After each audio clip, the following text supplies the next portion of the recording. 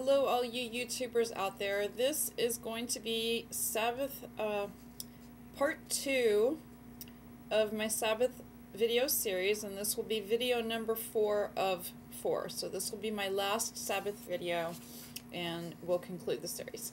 I just have one more verse I want to tackle in this one, and I will list some recommended reading in the sidebar, which I believe is going to be that direction, if I'm correct. Okay. Claim. The Apostle John kept Sunday, and Revelation 1:10 proves this.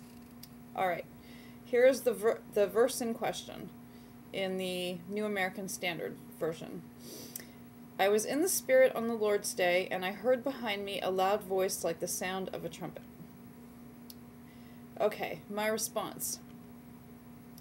Well, it is true that the Lord's Day has come to be synonymous with Sunday.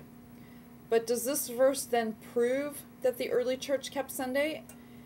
And John's comment in passing it is an implicit recognition of that? Far from. All we can draw from this verse is that the phrase itself goes back 2,000 years. It tells us nothing about what the phrase meant. Later usages of a word or phrase cannot be applied backward in time to define it. They sometimes can, but not always. And I don't think that they can in this case. There are at least 3 other possible interpretations of the Lord's Day besides Sunday. Number 1. First, it could be the weekly Saturday Sabbath. Jesus said that he is the Lord of the Sabbath, so John calling it the Lord's Day would make perfect sense. Second, it could be the yearly Easter celebration.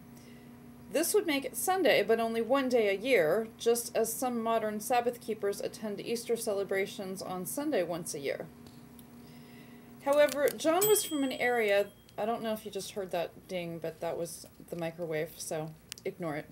However, John was from an area that kept to the old quartodeciman reckoning of the resurrection, so Easter could fall on any day of the week, and not on the day that finally won that we today call Easter. Easter could fall on any day of the week, and not on the day that finally won that we today call Easter Sunday, so it is probably not Easter that he is referring to. Third, and most likely, it could mean the second coming of the Lord. After all, John's vision is about the end of the world and Jesus' second coming. Elsewhere in the Bible, this is referred to as the day of the Lord. In fact, Christ's second coming is the focal point of the entire book of Revelation. Also, the use of the term Lord's Day rather than the day of the Lord merely changes the emphasis in the phrase, sort of like saying the Lord's Day or the Lord's Day. The meaning is the same, the emphasis is not. Let me quote Samuele Bacchiocchi, since he is much more the scholar than I. And this is all quoting from his book From Sabbath to Sunday, pages 127 and 131. John mentions twice again the day of judgment and of Christ's coming, and in each instance he uses a somewhat different expression. The great day of God, chapter 16, verse 14, and the great day of wrath, chapter 6, verse 17.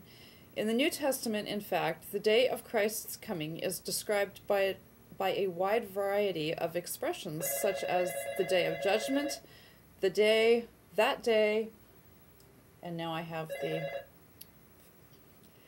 Please ignore the fax machine behind me. I'm at work right now, and there's always something going on.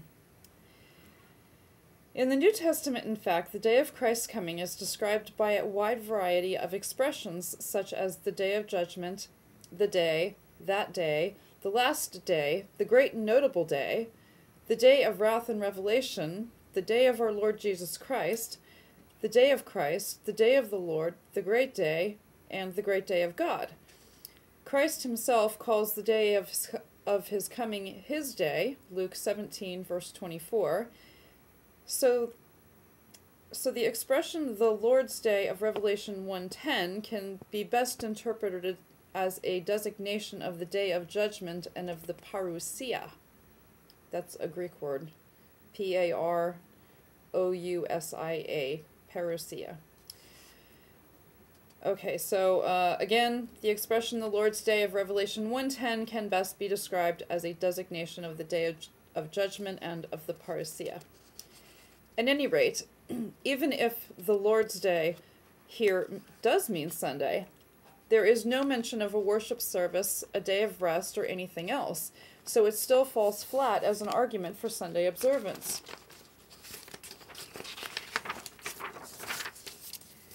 In the New Testament, Sunday is always referred to as the first day of the week. There is not one other phrase for Sunday other than that. Additionally, why would John use a different designation here, but use first day of the week in his gospel? And that's a question no Sunday keeper has been able to answer yet.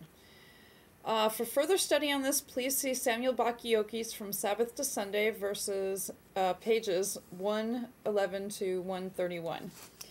And I'm going to post a list for further reading in the sidebar. And of course a link to my Sabbath pages where you can get more information on all of this. Recommended reading list, of course, is From Sabbath to Sunday, a historical investigation of the rise of Sunday observance in early Christianity by Samuel Bacchiocchi. The Sabbath in the New Testament, Answers to Questions by Samuel Bacchiocchi. A Pause for Peace, What God's Gift of the Sabbath Can Mean to You by Clifford Goldstein.